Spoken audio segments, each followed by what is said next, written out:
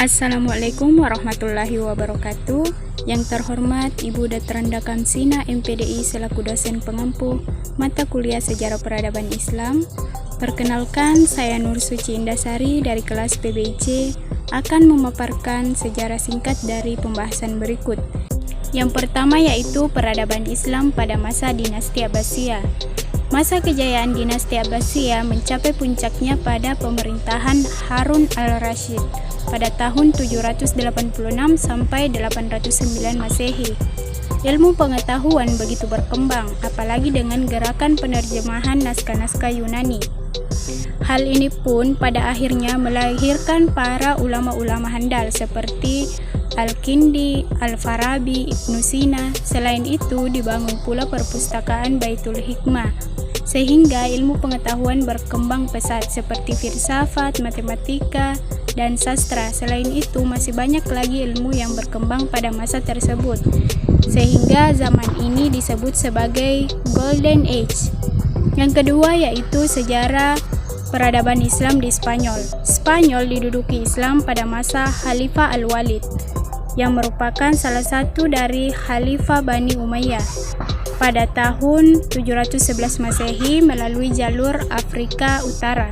Perkembangan Islam di Spanyol terbagi menjadi 6 periode, yaitu periode pertama pada tahun 711 sampai 755 Masehi, periode kedua yaitu pada tahun 755 sampai 912 Masehi, periode ketiga pada tahun 912 sampai 1013 Masehi, periode keempat 1013 sampai 1086 Masehi. Periode kelima 1086 sampai 1248 Masehi. Periode keenam pada tahun 1248 sampai 1492 Masehi. Kemajuan peradaban Islam di Spanyol meliputi dalam bidang pengetahuan yang terdiri dari filsafat, sains, fikih, musik, kesenian, serta bahasa dan sastra. Sedangkan dalam bidang pembangunan dibangunnya masjid dan istana yang megah.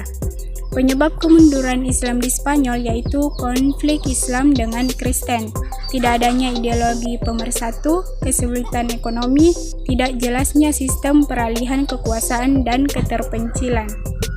Yang ketiga yaitu Perang Salib. Peristiwa ini menanamkan benih permusuhan dan kebencian orang-orang Kristen terhadap orang Islam, yang kemudian meletusnya Perang Salib ini. Perang ini juga merupakan kumpulan gelombang dari pertikaian agama bersenjata yang dimulai oleh kaum Kristiani, yakni pada periode 1096 sampai 1291. Perang Salib pada tahun 1096 sampai 1291 terjadi sebagai reaksi dunia Kristen di Eropa terhadap dunia Islam di Asia yang sejak 632 Masehi dianggap sebagai pihak penyerang, bukan saja di Syria dan Asia Kecil, tetapi juga di Spanyol dan Sisilia disebut Perang Salib karena ekspedisi militer Kristen mempergunakan salib sebagai simbol pemersatu untuk menunjukkan bahwa peperangan yang mereka lakukan adalah perang suci dan bertujuan untuk membebaskan kota suci Baitul Maqdis atau Yerusalem dari tangan orang-orang Islam. Penyebab langsung terjadinya perang salib adalah permintaan Kaisar Alexius Comnenus pada tahun 1095 kepada Paus Urbanus II. Perang salib bagi orang-orang Kristen juga merupakan jaminan untuk masuk surga, sebab mati dalam perang salib menurut mereka adalah mati sebagai pahlawan agama dan langsung masuk surga walaupun mempunyai dosa-dosa pada masa lalunya.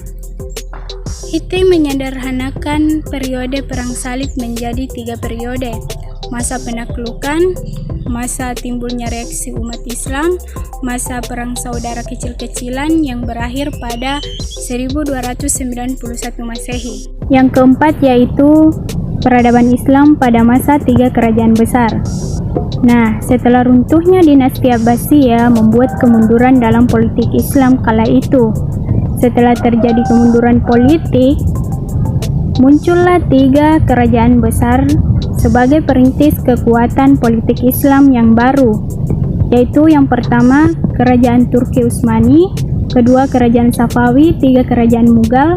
Dari 3 kerajaan tersebut memiliki latar belakang yang berbeda-beda, seperti Kerajaan Turki Utsmani yang berasal dari bangsa Turki, yang berasal dari kabilah Oghuz, yang mendiami daerah Mongol dan daerah negeri Cina, yang setelah 3 abad kemudian mereka pindah ke Turkistan.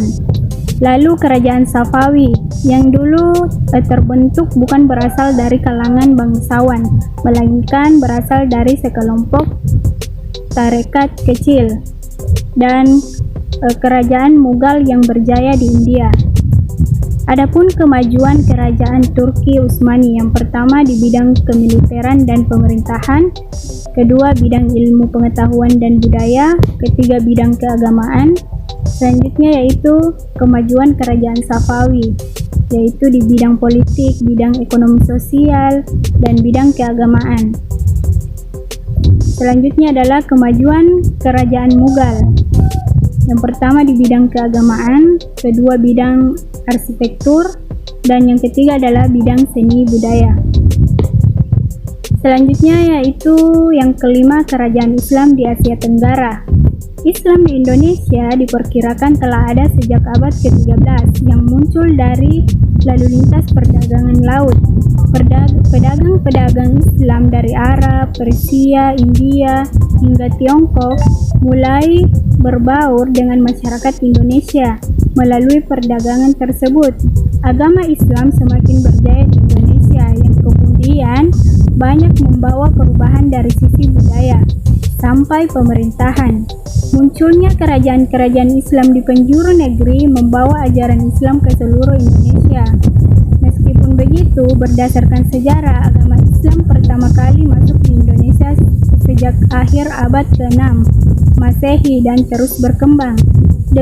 Dengan adanya perdagangan tersebut, ajaran Islam mulai diberikan melalui banyaknya kerajaan-kerajaan Islam. Kerajaan-kerajaan Islam di Indonesia yaitu yang pertama Kerajaan Samudra Pasai, Kerajaan Demak, Kerajaan Aceh Darussalam, Kerajaan Islam Banjar, Kerajaan Mataram Islam, Kerajaan Pajang, Kerajaan Cirebon, Kerajaan Maluku, Kerajaan Goa, dan Kerajaan Buton. Yang keenam yaitu Gerakan Reformisme Islam. Gerakan Reformisme Islam atau gerakan pembaruan adalah upaya-upaya untuk menyesuaikan paham keagamaan Islam dengan perkembangan baru yang ditimbulkan oleh ilmu pengetahuan teknologi. Dalam hal ini, gerakan reformisme Islam dimaknai sebagai gerakan pembaruan dalam pola pikir dan cara hidup yang murni menurut Islam itu sendiri. Reformisme Islam juga adalah keyakinan bahwa pembaruan secara bertahap melalui serta dalam institusi yang ada secara pasti dapat mengubah sistem ekonomi dan struktur politik fundamental masyarakat. Adapun tokoh-tokoh reformisme Islam, yang pertama yaitu Ahmad Sirhindi, yang kedua Syab Wali Allah, dan yang ketiga yaitu Gerakan Wahabi di Arabia. Selanjutnya yang keenam yaitu dampak kemajuan Barat atas dunia Islam. Pada masa Renaissance, Eropa meneliti jalan untuk menuju kemajuan. Mereka mengalami masa kebangkitan, berbagai keberhasilan dicapai oleh mereka. Selanjutnya yaitu respon dunia Islam terhadap peradaban Islam modern. Pada waktu itu, bangsa Eropa menghadapi sebuah kekuatan yang dipandang mereka masih kuat. Kekuatan itu adalah Kerajaan Turki Utsmani. Sebagaimana kita ketahui bahwa Kerajaan Turki menjadi negara adikuasa dalam beberapa ratus tahun lamanya. Sistem perdagangan mereka menguasai jalur perdagangan yang menghubungkan timur dan barat. Apapun motif, model, dan pihak yang terlibat konflik, realitas dunia yang penuh konflik menimbulkan bencana kemanusiaan yang dahsyat, di mana negara-negara berkembang termasuk Muslim adalah korbannya. Konflik yang dipicu oleh semangat imperialisme telah membuat jurang yang semakin lebar antara kelompok dominan dan yang didominasi. Itu saja dari saya, sekian dan terima kasih. Wassalamualaikum warahmatullahi wabarakatuh.